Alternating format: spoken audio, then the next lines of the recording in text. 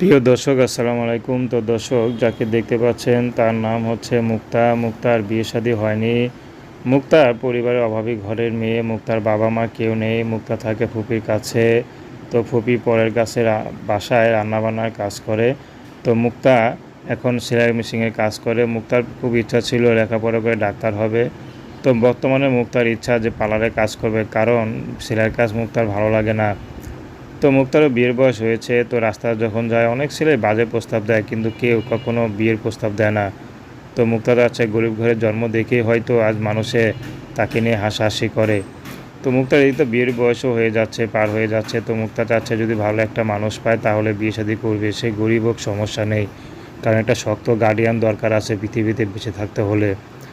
তো মুক্তা চাচ্ছে একটা শক্ত গার্ডিয়ান যে নাকি স্বামী হয়ে পাশে থাকবে, তাকে সবসময় আদর ভালোবাসা সোহাগ দেবে। তো দর্শক, এই ছিল মুক্তার জীবনের সংক্ষিপ্ত জীবন কাহিনী। প্রেম ভালোবাসা বিয়ে শাদী আপনাদের ব্যক্তিগত ব্যাপার।